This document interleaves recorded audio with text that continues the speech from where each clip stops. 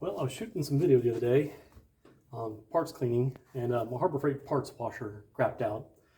They use an aquarium pump to cycle the solvent, and I guess that's why they want you to use the water-based solvent. I'm not. I'm using PSC 1000. Excellent solvent. I got it at Tractor Supply. 2 cans cost me about 50 bucks, I think, if I remember right, and it cleans fabulously. So I just wanted to talk a little bit today about parts cleaning, and this is the part that I hate about working on stuff. It's tedious. Sitting here scrubbing on stuff, that's not what I went to school for. That's not what I learned. That's not where my skill lies. Anybody can scrub. But it's the tedious work like this that lets you do the fun stuff like building engines, especially if you're building them on the cheap.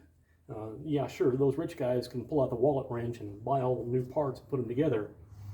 But I've got the cheap 150, or cheap $350, $150 350, and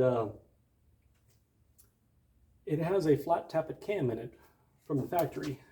This is the cam. I've been cleaning it up, but it's got some rust down here, and I really don't care. I'm just kind of cleaning it up for fun because I want to put a roller cam in it.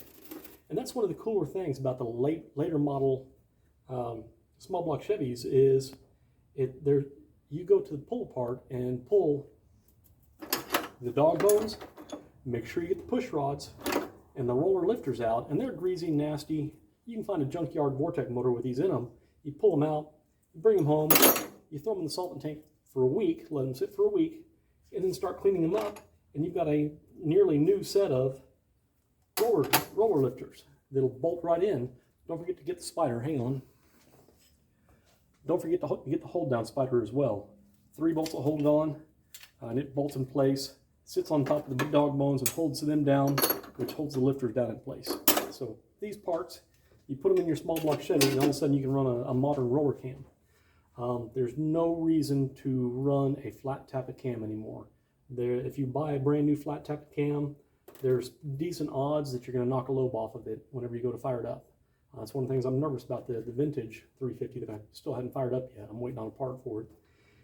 I'm nervous that whenever I fire it up, it's going to knock a lobe off the camshaft. And that's just a fact with modern oils that don't have as much zinc in them. And roller cam motors, these lifters can have 200,000 miles on them, and so long as they're still tight and clean, they're going to run fine. I am going to take these inside and pull them apart, sit down in the living room and make sure the innards are clean. But yeah, so long as everything's clean and tight, you can run hundreds of thousands of miles on these stock style lifters. You can run big cams. If you're going to run a big lumpy, mess of a cam, these probably aren't going to be strong enough. But for most street engines you're going to be building, this is how you do it cheap. You go buy it from the junkyard and you sit here for an hour and you scrub. I'm a half hour in and I'm exactly halfway done with the push rods, dog bones, and lifters. Be aware of that. There's some work required for this. I do have the pistons are all done. I shot video and I haven't got it uploaded yet because I want to have the resolution of fixing this. So more to come on that. I've got a pump. I'm waiting on a metric hose adapter to put into the Harbor Freight parts, and then I'll get this up and running. And I'll show you how to make one of these really nice. But if you don't have the Harbor Freight's parts washer, you're sitting there saying, Eric, I'm Lodo. I can't afford to go spend $150 on a Harbor Freight parts washer and another $50 on solvent. Okay, get your can of PB Blaster and a bucket.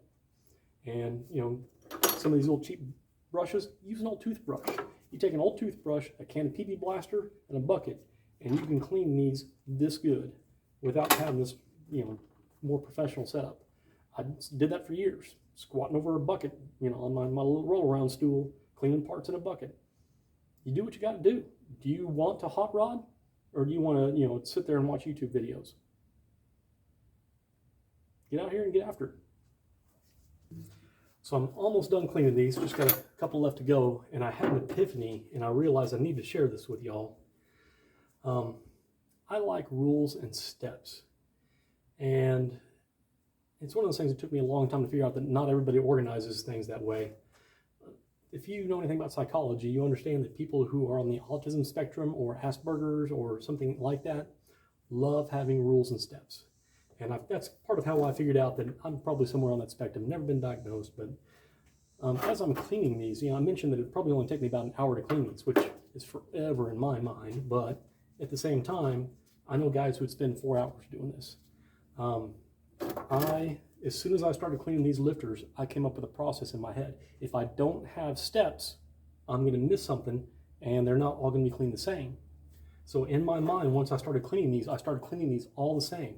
The first thing I do is I wipe off this top area here, then I clean this section here, I move to this section here with the oiling hole, flip it over, clean this section, then I clean this, being careful to get rid of the little ridge of carbon on this, clean all the way around there, and then I clean this end.